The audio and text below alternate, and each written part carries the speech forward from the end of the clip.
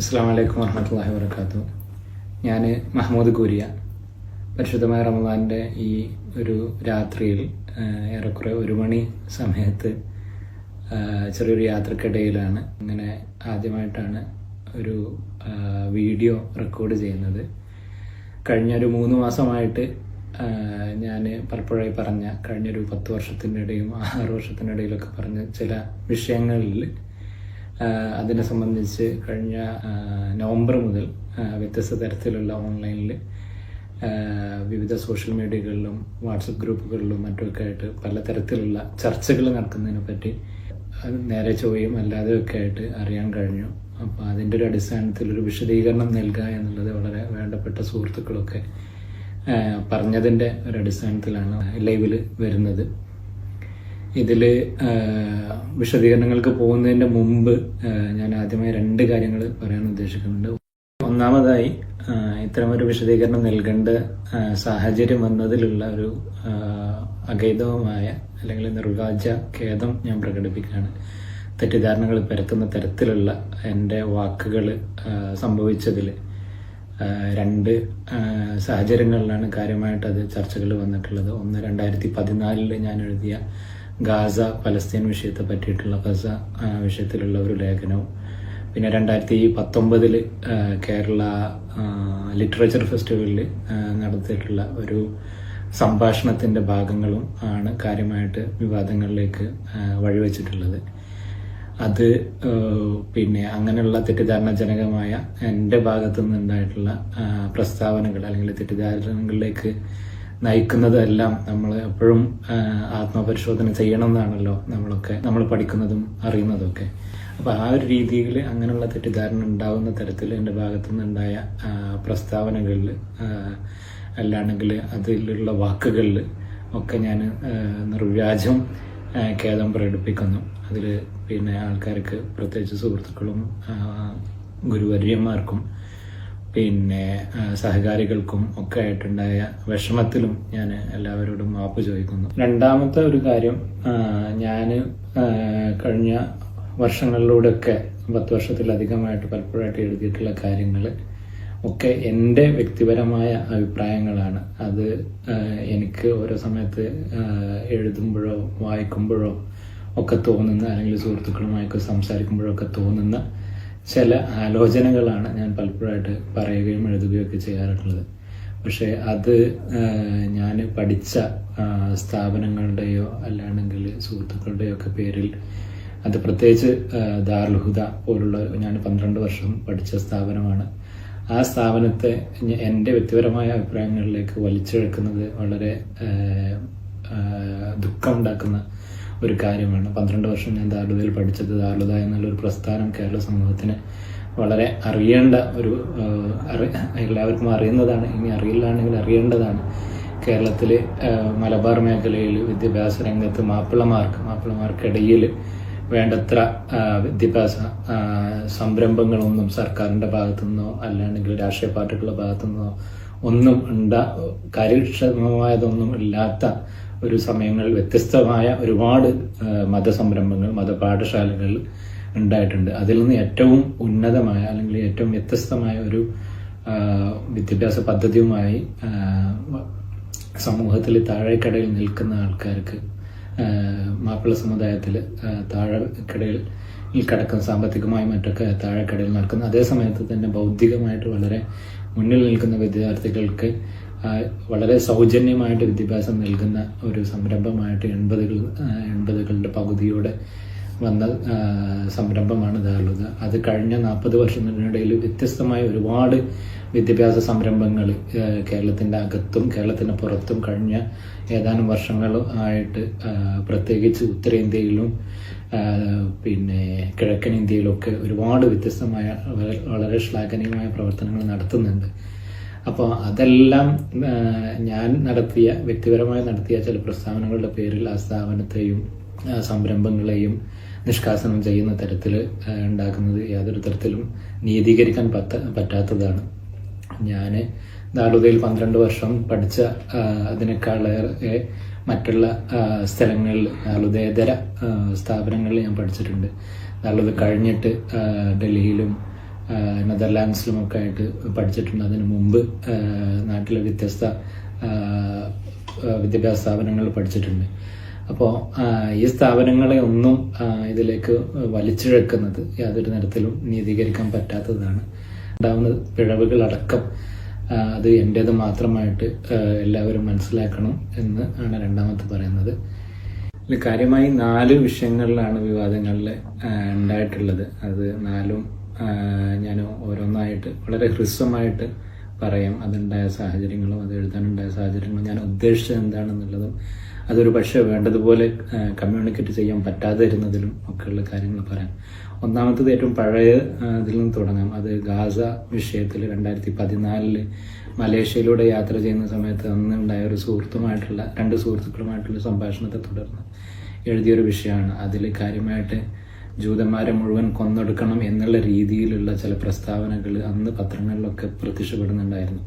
ആ സമയത്ത് ആ തരത്തിലുള്ള പ്രസ്താവനകൾ ഇസ്രായേൽ സ്റ്റേറ്റ് പലസ്തീനികൾക്കെതിരെ നടത്തുന്ന അതിക്രമങ്ങളെ മുൻനിർത്തി എല്ലാ ജൂതന്മാരെയും അധിക്ഷേപിക്കുന്ന തരത്തിലുള്ള പ്രസ്താവനകൾ നടത്തുന്നത് പിന്നെ ഏതാനും തീവ്രവാദികൾ മുസ്ലിങ്ങൾക്കിടയിൽ നിന്ന് ഭീകരവാദ പ്രവർത്തനങ്ങൾ നടത്തുമ്പോൾ എല്ലാ മുസ്ലിങ്ങളും ഭീകരവാദ പ്രവർത്തനങ്ങൾ നടത്തുന്നതിന് സമാനമാണ് എന്നുള്ള ഒരു വാദം മുന്നോട്ട് വെക്കുകയും അതുകൊണ്ട് തന്നെ ഇസ്ലാമോഫോബിയ എത്രത്തോളം പ്രശ്നമാണോ അത്ര തന്നെ പ്രശ്നമാണ് ആന്റിസെമിറ്റിസവും.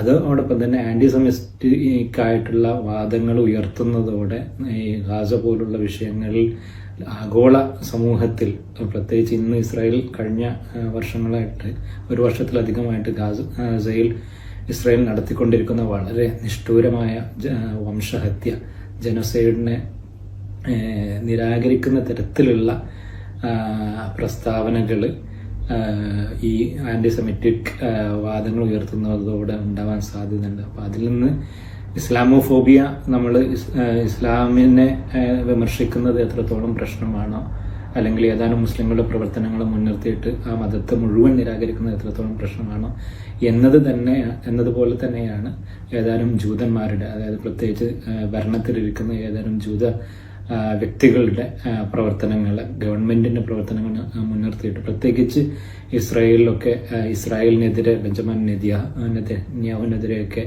ഭയങ്കരമായിട്ട് വിമർശനങ്ങൾ നടത്തുന്നത് അവിടെ തന്നെയുള്ള തദ്ദേശീയരായ ജൂതരാണ്. അത് ഗാസയിൽ അവരെ അതിക്രമങ്ങൾക്കെതിരെയും ഒരുപാട് കാലങ്ങളായിട്ട് സമരം ചെയ്യുകയും അതിനെതിരെ ശബ്ദിക്കുകയും ചെയ്യുന്ന വ്യക്തികളുണ്ട്. അപ്പം അതൊക്കെ നമ്മൾ കൂടെ കാണേണ്ടതുണ്ട്. അതാണ് ആ ഒരു വിഷയത്തിൽ ഞാൻ പറഞ്ഞത്. അത് ഈ വിവാദങ്ങൾ തുടങ്ങിയ സമയത്ത്, നവംബറിൽ വിവാദങ്ങൾ തുടങ്ങിയ സമയത്ത് തന്നെ ചില പത്രങ്ങൾ, ഓൺലൈൻ മാധ്യമങ്ങളിലൊക്കെ ബന്ധപ്പെട്ട സമയത്ത് ഞാനൊരു വിശദീകരണം നൽകിയിരുന്നു. അത് ആണ് ഒന്നാമത്തെ വിഷയം. പിന്നെ രണ്ടാമത്തെ വിവാദമായ പ്രസ്താവനകൾ വന്നിട്ടുള്ളത് കേരള ലിറ്ററേച്ചർ ഫെസ്റ്റിവലിന്റെ 2019 നടന്ന ഒരു സെഷനിൽ ഏറെക്കുറെ 45 മിനിറ്റ് ഓളം നീണ്ടുന്ന ഒരു സെഷനിൽ നടത്തിയ ഏതാനും പ്രസ്താവനകളും അതിനെ തുടർന്ന് ഒരു ഡൂൾ ന്യൂസിൽ നടത്തിയ ഒരു അഭിമുഖത്തിൽ നടന്ന ഏതാനും പ്രസ്താവനകളുടെ ഒക്കെയാണ് വിവാദങ്ങളിലേക്ക് വഴി വെച്ചതെന്ന് തോന്നണം. വിവാദ വിഷയങ്ങളിലേക്ക് വരുന്നതിന് മുന്നോടിയായിട്ട് പറയാനുള്ളത് ഷാഫി മദ്ഹബ് കേരളത്തിലെ ഭൂരിപക്ഷം മുസ്ലിങ്ങളും പിന്തുടരുന്ന ഷാഫി മദ്ഹബ് അശരി വിശ്വാസ സംഹിതകളെല്ലാം പൂർണ്ണമായി പിന്തുടർന്ന് ജീവിക്കണമെന്ന് ആഗ്രഹിക്കുന്ന ഒരു വ്യക്തിയാണ് ഞാൻ. അപ്പം അതോടുള്ള ഒരു താല്പര്യത്തിൻ്റെ പുറത്താണ് എൻ്റെ PhD ഗവേഷണ മേഖല ഷാഫി മദ്ഹബിനെ പറ്റി ഞാൻ പഠിക്കാൻ എടുത്തതും പഠിച്ചതും ഒക്കെ PhD നെതർലാൻഡ്സിൽ ചെയ്തതിൽ. അതിൽ പൂർണ്ണമായിട്ടും ഞാൻ പറഞ്ഞത് വിവാദമാകുന്നതിൻ്റെ ഒരു സാഹചര്യം പ്രത്യേകിച്ച് KLF പോലുള്ള കേരളത്തിലെ ഒരു മുഖ്യധാര വേദിയിൽ ആദ്യമായിട്ടാണ് ഞാൻ പങ്കെടുക്കുന്നത്. അന്ന് കുറച്ചൊക്കെ പേടിയോടെ പറഞ്ഞതാണ് പല കാര്യങ്ങളും. അതിൽ വന്ന വാക്ക് പിഴവുകൾ, അതോടൊപ്പം തന്നെ ഞാൻ ഉദ്ദേശിച്ച കാര്യങ്ങൾ വേണ്ടതുമാതിരി പറയാനുള്ള ഒരു പേടി ഒക്കെ അതിൽ ഘടകങ്ങളായിട്ടുണ്ട്. അതിൽ ഞാൻ തുടക്കത്തിൽ പറഞ്ഞതുമാതിരി വീണ്ടും ഞാൻ മാപ്പ് ചോദിക്കുന്നു, ക്ഷമ ചോദിക്കുന്നു. അതിൽ ഞാൻ കാര്യമായിട്ട് പറയാൻ ഉദ്ദേശിച്ചത് അല്ലെങ്കിൽ പറയാൻ ആഗ്രഹിച്ചത് നമ്മളുടെ മദ്ഹബുകളുടെ എല്ലാം അടിസ്ഥാന ഗ്രന്ഥങ്ങളായി നമുക്ക് ലഭ്യമായ, പ്രത്യേകിച്ച് ഷാഫി മദ്ഹബിന്റെ ഏറ്റവും പ്രാമാണിക ഗ്രന്ഥമായ ഇമാം ഷാഫിയുടെ അൽ ഉമ്മ് പോലുള്ള, റിസാല പോലുള്ള ഗ്രന്ഥങ്ങൾ ഒക്കെ നമുക്ക് ലഭ്യമാകുന്നത് മുഹമ്മദ് നബി സല്ലല്ലാഹു അലൈഹി വസല്ലം തങ്ങളുടെ വഫാത്തിന് ശേഷം, നിര്യാണത്തിന് ശേഷം ഏറെക്കുറെ 150-200ഓളം വർഷങ്ങൾ കഴിഞ്ഞിട്ടാണ്. പിന്നെ നമ്മളാരും നേരെ ചൊവ്വെ ഇജ്തിഹാദ് നടത്തി ഖുറാനിൽ നിന്നോ ഹദീസിൽ നിന്നോ എടുക്കാറില്ല. ആ ഒരു കാലഘട്ടം കഴിഞ്ഞിട്ടുണ്ട്. സ്വതന്ത്രമായ അന്വേഷണങ്ങളുടെ ഇജ്തിഹാദിന്റെ കാലം കഴിഞ്ഞിട്ടുണ്ട്. 4-ാം നൂറ്റാണ്ട്, ഹിജ്റ 4-ാം നൂറ്റാണ്ടോടെ കഴിഞ്ഞിട്ടുണ്ട്. ആ സമയങ്ങളിൽ, ആ 4 നൂറ്റാണ്ടുകളിൽ നടത്തിയിട്ടുള്ള ഗ്രന്ഥങ്ങൾ, അത് പ്രത്യേകിച്ച് ഹിജ്റ 2-ാം നൂറ്റാണ്ടിലും 3-ാം നൂറ്റാണ്ടിലും വന്ന ഗ്രന്ഥങ്ങളാണ് നമ്മളുടെ പ്രാമാണിക ഗ്രന്ഥങ്ങളായിട്ട് കർമ്മശാസ്ത്ര വിഷയങ്ങളിൽ നമ്മൾ അവലംബിക്കുന്നത്. അത് നേരെ ഖുർആനല്ല എന്നുള്ള രീതിയിലാണ് ഞാൻ പറയാൻ ഉദ്ദേശിച്ചത്. അപ്പം അത് നമ്മളെല്ലാവരും അതിൽ ആരെങ്കിലും, ഇത് കേൾക്കുന്നവരിൽ ആരെങ്കിലും അതിൽ പിന്നെ അഭിപ്രായ വ്യത്യാസം ഉണ്ടാവുന്ന ഒരു കാര്യമാണെന്ന് തോന്നുന്നില്ല. പക്ഷെ അത് പറഞ്ഞതിൽ, അത് കമ്മ്യൂണിക്കേറ്റ് ചെയ്തതിൽ, പ്രത്യേകിച്ച് എൻ്റെ കൂടെ ഉണ്ടായിരുന്ന അദ്ദേഹം ലത്തീഫ് മാഷ ചോദിച്ചതിൽ പിന്നെ വന്ന ഒരു ഇതിലുണ്ടായ ഒരു സാഹചര്യത്തിലുണ്ടായ അതിന് തെറ്റാണ്, അല്ലെങ്കിൽ ആ ഒരു തെറ്റിദ്ധാരണം പരത്തുന്നതാണ്. രണ്ടാമത്തെ ഒരു കാര്യം, ശരീഅത്ത് പുരുഷ കേന്ദ്രീകൃതമാണ് എന്നുള്ള രീതിയിൽ നടത്തിയൊരു പ്രസ്താവനയാണ്. അത് അന്ന് തന്നെ, അത് കഴിഞ്ഞ ഉടനെ തന്നെ എൻ്റെ പല സുഹൃത്തുക്കളും ഗുരുവര്യന്മാരെല്ലാം അത് ചൂണ്ടിക്കാണിച്ചിരുന്നത് തെറ്റാണ് എന്ന് പറഞ്ഞിട്ട്. അതിൽ കാര്യമായിട്ടുള്ളൊരു വലിയ തെറ്റെന്ന് വെച്ചാൽ, ശരീഅത്ത് എന്നുള്ളത് പടച്ചവൻ്റെ അല്ലെങ്കിൽ പടച്ച തമ്പുരാൻ്റെ വലിയ തരത്തിലുള്ള എല്ലാ നിയമങ്ങളും പിന്നെ വിശ്വാസങ്ങളും എല്ലാം അടങ്ങുന്ന ഒരു വലിയ മേഖലയാണ്, ഒരു വലിയ രംഗമാണ്. അതിൻ്റെ വിവിധ തരത്തിലുള്ള വ്യാഖ്യാനങ്ങളായിട്ടാണ് ഫിഖ്ഹ് വരുന്നത്. അപ്പോൾ ആ ഫിഖ്ഹിൻ്റെ വ്യാഖ്യാനങ്ങൾ അല്ലെങ്കിൽ കർമ്മശാസ്ത്രങ്ങളായിട്ട് വരുന്നത്, അതിൻ്റെ വ്യാഖ്യാനങ്ങൾ പലതരത്തിൽ വരുന്നത്. അപ്പോൾ അതിലുണ്ടായ ഒരു പിഴവ് അന്ന് ഉസ്താദുമാരും മറ്റുള്ള സുഹൃത്തുക്കളൊക്കെ ചൂണ്ടിക്കാണിച്ച ഉടനെ തന്നെ അത് പിന്നെ ഞാൻ തിരുത്തുകയും, അത് 2 വർഷത്തോളം കഴിഞ്ഞിട്ട് തെളിച്ച മാസികയിൽ വന്ന ഒരു അഭിമുഖത്തിൽ ഞാനത് വ്യക്തമാക്കാൻ ശ്രമിക്കുകയൊക്കെ ചെയ്തിട്ടുണ്ട്. ഇങ്ങനെയുള്ള ഒരുപാട് കാര്യങ്ങൾ പിന്നെ അതിനെ മുൻനിർത്തിയിട്ട് പല പല തരത്തിലുള്ള പല ആൾക്കാർ പലപ്പോഴായിട്ട് പറഞ്ഞ പ്രസ്താവനകളുണ്ട്. പലതും അതെല്ലാം വിശദമായിട്ട് പറയണമെന്നുണ്ടെങ്കിൽ പിന്നെ പ്രത്യേകിച്ച് റമദാൻ പോലുള്ള ഒരു വിശുദ്ധമായ സമയത്ത് അത്തരം വിഷയങ്ങളിലേക്ക് വീണ്ടും വിവാദങ്ങളിലേക്ക് പോകാതെ ഞാൻ തൽക്കാലത്തേക്ക് ഇത് അവസാനിപ്പിക്കാമെന്ന് കരുതുന്നു. അതിൽ ഒരിക്കൽ കൂടി പറയുന്നത്, എൻ്റെ ആ സമയത്ത് തെറ്റിദ്ധാരണാജനകമായ ആ പ്രസ്താവനകൾ, അന്നത്തെ ഒരു പേടിയിലും ഭയത്തിലും പറഞ്ഞ കാര്യങ്ങളുണ്ടായ ആശങ്കയിൽ ഞാൻ നിർവ്യാജം ഖേദം പ്രകടിപ്പിക്കുന്നു. അതിൽ പിന്നെ എൻ്റെ അധ്യാപകരെയോ സ്ഥാപനത്തെ, ഞാൻ പഠിച്ച ദാലുദ പോലുള്ള സ്ഥാപനത്തെയോ ഇതിലേക്ക് വലിച്ചെടുക്കുന്നത് ഒരു നിലക്കും നീതീകരിക്കാനാവുന്നതല്ല. അത് എൻ്റെ ഭാഗത്തു നിന്ന് വന്ന പിഴവുകൾ, എൻ്റെ വാക്കിൽ നിന്ന് വന്ന പിഴവുകൾ, അത് എൻ്റേത് മാത്രമാണ്.